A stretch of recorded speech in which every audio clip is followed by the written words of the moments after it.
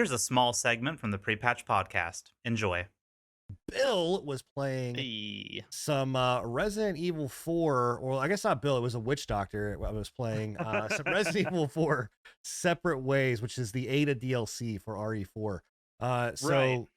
Talk to us. What is this? What are we It's seeing? it's good is what it is. Resident Evil 4 Remake was already like an exceptional experience. This went above and beyond all of my expectations. From the original game, the Ada DLC, it was there. It was there in base form, but it was literally just like a little 2-hour like island segment. Chalked on to the end of the game. It was very much an additive thing. Didn't really change much gameplay wise. Ada played virtually the same to Leon in that version of the game. In this version of the game, completely different. It actually shows her tracing all the way through the main story, what she's doing, while Leon's getting his shit rocked. And it's a very enjoyable experience. One of my biggest criticisms with Resident Evil 4 Remake was some of the stuff that they cut from the base game. There's a gondola ride segment that they cut. There was an entire boss that they cut in the castle segment of the game. That all felt weird that it wasn't there. They put it into this DLC. They put those segments into the DLC, only expanded upon from what they were in base Resident Evil 4. So kudos to them for being able to do a DLC like this, make Ada feel very unique to Leon, and also kind of banking on that nostalgia factor by adding some set pieces that were missing from the base game, that people wanted and were expecting. It's a lot of fun. She has a grappling hook also, and grappling hooks always elevate an experience like way up from Like she not can grapple grappling like hook onto buildings, like up onto roofs and stuff, or is it just like people? So yeah, she can grapple up onto roofs and stuff. You can't just free grapple, unfortunately. That would have been the best case scenario. But there are like rooftops and stuff. You can use it for stealth segments. There's quite a few stealth segments with her because she's more tactical than what our smooth brain boy She's a Leon secret is. agent. Yeah. So there's a lot more stealth segments. You traverse the map a lot quicker with her than you do with Leon. And with some of the boss fights, there are quite a bit of grapple hook spots because you'll want to get up above enemies. But that was been the only thing that I would have wanted with this was free reign on grapple hook.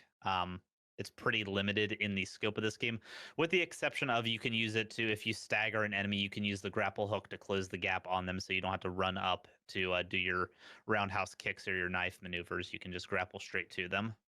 So this is so you're not playing. This is all new content for the most part, right? Like there's nothing. This is not rehashed content with just you're playing as Ada. No, it is a completely separate storyline. It's parallel to the base game's story, but is from Ada's perspective, and you are not doing the same things that you did with Leon as Ada. Like what we're walking up to right now is where Leon and Luis are fighting in the cabin segment, where they had the big horde that's attacking the cabin. You have to bar up the windows and that kind of stuff. Mm-hmm. This is Ada approaching that scene and what she is doing during that altercation. Well, I'll ask this offline because I don't want to have any spoilers. But the only thing that when I'm watching you run, and this is me. I'm not knocking the game for this, but where her hand is up right the entire time, which I get. I guess it's rain. It's raining. But her hand's only up during the raining segment. Here's the thing that I don't understand is hand up, it's raining, but when the camera pans to in front of her face, there's no like squinting or like wincing. It's just like a very like kind of thing. Again, I'm just nitpicking. That's a huge nitpick. You're right on that. It's just weird to me. It's kind of silly, like to see the choices that are necessarily made. Again, I'm not knocking it at all. I think it's funny. Right. And those types of things, so. I'm still trying to figure out how Bill knows all this because this is not Bill playing this game. I don't know who this guy is. Who the fuck is this person? It was. Where did we get this footage from? I mean, like, come on. It was a post-Halloween stream that got magically uploaded onto my channel. I don't know who did it, but thank you for filling in Halloween content, man. Yeah, free content, I didn't get Halloween content out, so they took it upon themselves to upload post-Halloween content. I need that person to upload on my channel more, man. Do right? some streams for me, bro.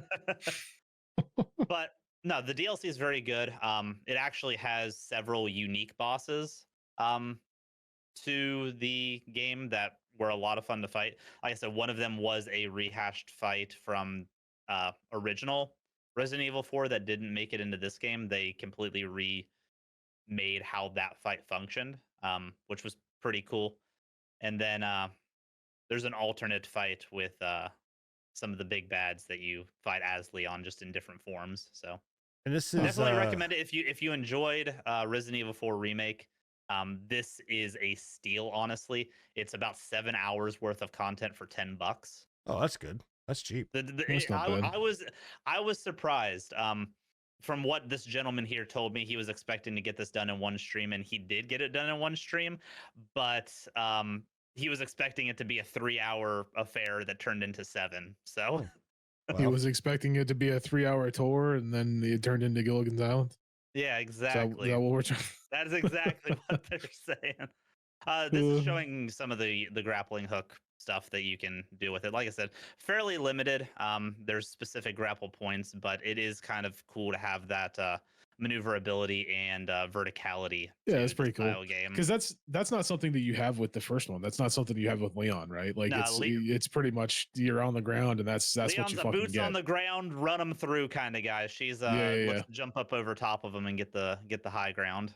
That's pretty dope. Yeah. Kind of Yeah. gives a kind of and it's different fight, or it's kind of the more of the same, but like also different fights. So it kind of gives you a kind of a different vantage point too. So Yeah, that would be the Interesting. only thing I could criticize this DLC for is outside of the bosses, they really did not. it's pretty much all Add the it. same. They did. I don't think. Thinking back to it, there is not a single like new enemy type outside of bosses, which is No, kind of that's- disappointing. That kind of sucks. But I mean, for $10, For like, 10 bucks, what do you expect, right? yeah, for $10, and like I said, the content that you do get for it is a lot of fun to play through. And Yeah, I mean, it's a Resident Evil game. They've never been big on enemy variety to begin with. for sure. I would have liked to have seen one or two like new enemy types outside of boss fights. Would have but been nice. Yeah, What- it would have what- been what nice can you to do? have like some form of like stealthy, like a stealthy enemy or stealthy enemy that she has to deal with just because she's more of a stealthier type and she's kind of in the background. Would have been kind of cool, but yeah. Yeah, that would have been cool. I'm still waiting. Speaking of stealthy, this is a complete tangent. I'm very excited to see how they do the sniper battle in Metal Gear's Solid 3, because that's one of my favorite boss fights of all time. Speaking of like stealthy on stealthy, Mhm. Yeah.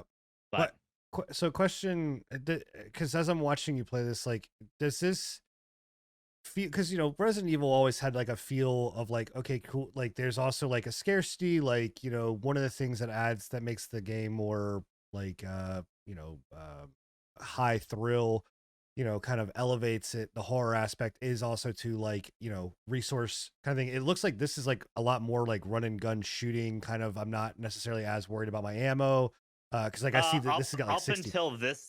up until this fight, I had way too much ammo. This fight drained my resources, and I did not get them back for the entire rest of the run. I was constantly crafting ammo to make sure that I was like fighting stuff. Like I was able to fight watching. things. Yeah, I was watching the end of It this. also does an Attack on Titan shit here, which is kind of Yeah. neat, even though it's a cutscene. I was watching the end of this entire thing, and I was laughing because this person, again, I don't know why you're referring to yourself that you didn't do this. This is completely different. Exactly. Was complaining about the fact that like they don't have enough ammo for this like final boss fight. I was like, well, Yeah. he's fucked. Yeah, the final boss literally took me down to like 20 pistol rounds. Again, why are you talking like it was you, Bill? Stop I said this person. it. Okay. Cool. But no, very, very much worth it. And $10 is honestly a steal for this kind of content. Like, I go off of a time frame for most things. Plus, I'm a big fan of this, so I was going to buy it anyway. But 7 hours for $10, that's pretty good, pretty man. good considering a lot of like modern I usually- AAA campaigns are like 10 Yeah. hours. I usually do about $60 it. Rate. I usually do about $1 an hour, but right, that's a rough estimate. Like if it's a decent game and there's a decent amount of like quality content inside of it, if it's 7 hours, but it's like good quality content, then I'm okay with it. So Yeah, And this and this is is good quality content. PC as well, so it's PS5 and PC. Yep, PS5 and PC, and also it adds Albert Wesker and Ada into the Mercenaries arcade mode if that's something Nice. that you enjoy. so the most real question though is how was it playing the video game in that fucking mask? It honestly wasn't that bad. It was definitely a handicap though. I had to turn my monitor's brightness up like double to be able to see anything. And it did give me a little bit of a headache just from the pressure, but it wasn't as bad as I was expecting. I was surprised at how non-annoying it actually was. Nice. It was a good looking mask. Halloween stream. Yeah. Yeah. Hey, I hope you enjoyed the patch notes. And if you want to see more from the Pre-Patch Podcast, don't forget to check us out live every Thursday night at 10:30 p.m. Eastern, or at anchor.fm/Prepatch Podcast, or wherever podcasts are listened to. Hope to see you there. Much love.